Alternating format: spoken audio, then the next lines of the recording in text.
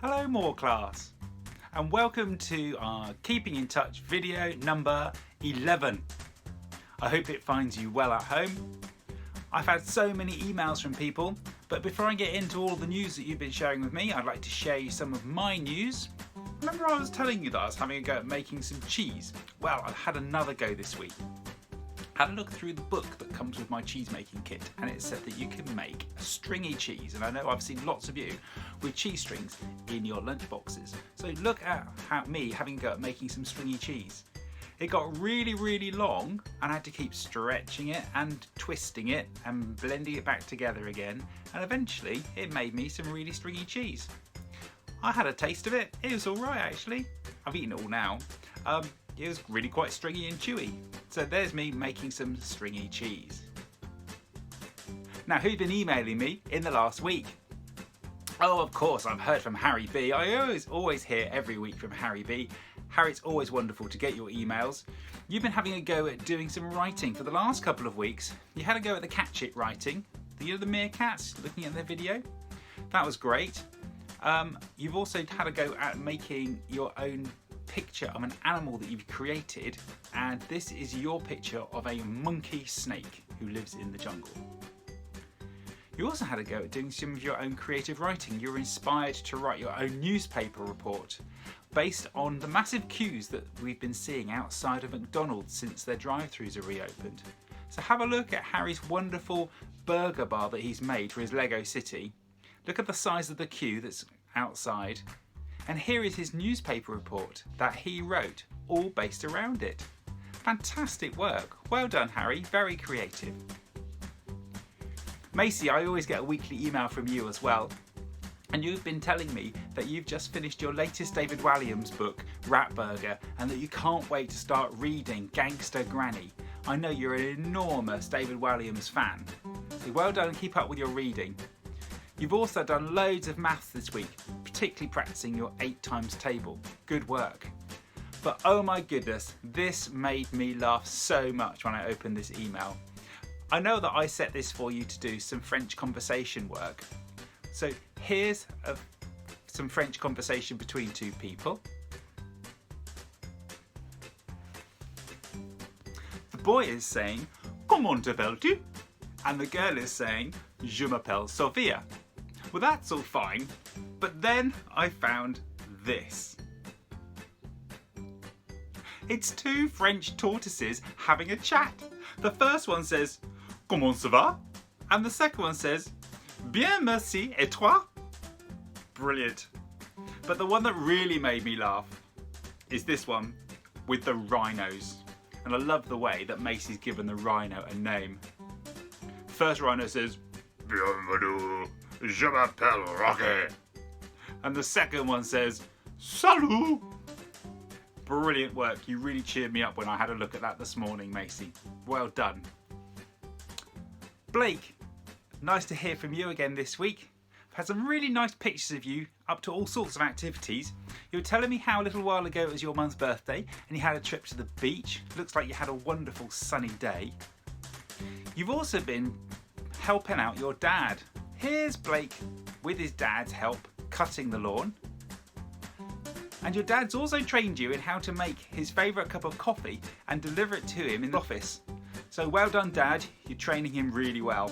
So looks like Blake's really handy to have around the house. But Blake's also had some really great nature experiences recently. Have a look at this stag beetle that Blake found. It's enormous. And also, have a look at this picture of some newts. Now I've got a little question for you here. How many newts did Blake see in this picture? That's right, there's actually 4 all tangled up together. Did you spot them all? And finally, Blake's been growing his own sunflower. And look, it's getting really tall. It's not going to be long, Blake, and it's going to be taller than you. So send us another picture, give us an update, Blake, see how it's getting on. Nice to hear from you too. Well done to Poppy for doing all her home learning last week. You also were telling me, that I'm very intrigued in this, that you had a fun fair themed evening. Now that's not easy to say. Can you say that 4 times? A funfair themed evening, funfair themed evening, funfair themed evening, funfair themed evening. No. Whatever a funfair themed evening is, it sounds like you had a great time. Also, it was your stepsister's birthday and you had a wonderful Nerf gun fight, and you have a lovely picture of you here splashing around in your paddling pool in the sunshine. You also tell me that you've been outside a lot and you've also been on lots of bike rides. You too have had a go at doing the Catch It writing and a lovely coloured storyboard, but I was particularly interested in a piece that you did all about the collective nouns. That's the names of groups of animals, you know, like a herd of cows. Well, quick quiz for the rest of you at home. Or what is the collective name for a group of hedgehogs? No? Well, Poppy found out that it's called an array of hedgehogs, but they could also be known as a prickle of hedgehogs too. And another one for you, what do you call a group of unicorns? No? I'd never heard of this one. It's called a blessing of unicorns. So thanks for all that, Poppy. Well done. And enjoy your time with your dad up in Sunderland. Have a great holiday up there. Now, Jack ST, fantastic to get an email through from you. You sent me so much through, loads of pictures and videos of all the things you've been up to. You certainly have been busy, Jack. It's really nice to catch up and see what you've been up to. You've been painting shelves with your sister in the garden. Fabulous activity. You've been on your dad's boat. Have a look at that. It looks wonderful out on that boat. I can see you've got a fishing rod there as well. I wonder if you managed to catch anything. You've been out riding your bike. I can see you up by the entrance to the woods there, which is wonderful. But he's also been out in the garden with his family having a go at a balloon experiment. So I'm going to show you a little video now of Jack and his family having a balloon experiment.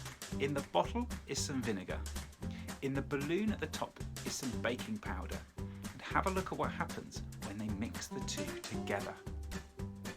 Flip it. Flip it, okay. Am I going to flip it? Yeah. We start tipping it in to our balloon, don't we? Then we tip it in, what happens? Explodes. I wouldn't sit too close, Jack. I wouldn't get too close.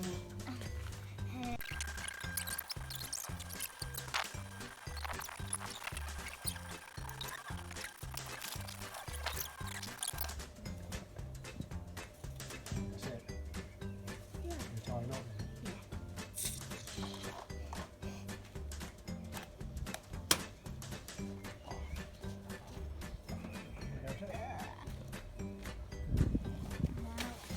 What's in it? Nothing.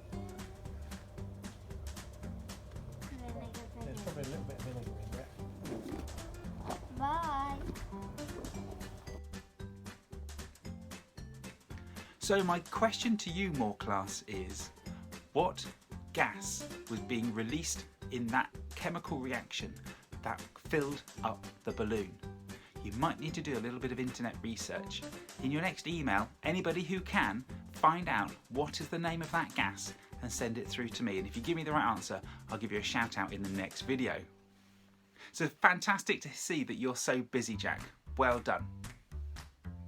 Mitchell, I've also heard from you. How are you doing, Mitchell?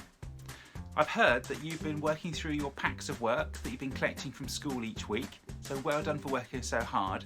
And also, Mitchell, you've been out on your bike and out in the sunshine getting lots of exercise. So it's lovely to hear from you, Mitchell. Keep up the good work and hope to hear from you again soon.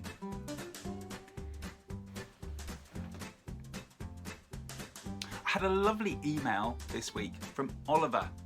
Hello, Oliver, how are you doing? Well, Oliver has been particularly busy himself creating his own quiz. And he's written this especially for his mum's colleagues at her work. And he's telling me how he had a special Zoom meeting and he was the host and he prepared the questions and read all the questions for all of the adults who were working with his mum. And I hear that you did a really polished and professional job, Oliver. I can imagine that you took it very sensibly and very seriously and researched the questions very thoroughly. Well, I'm going to bring you a little bit of that now. So it's time for us to have our very own More Class quiz time. I'm going to take one question from each of the categories that Oliver has written. So are you ready, everyone? Question 1. What is a baby kangaroo called? What is a baby kangaroo called? Have you decided on your answer? The answer is a joey. Well done if you got it right. The next category is a movies question. Question 2. What is the name of Mickey Mouse's girlfriend? What is the name of Mickey Mouse's girlfriend?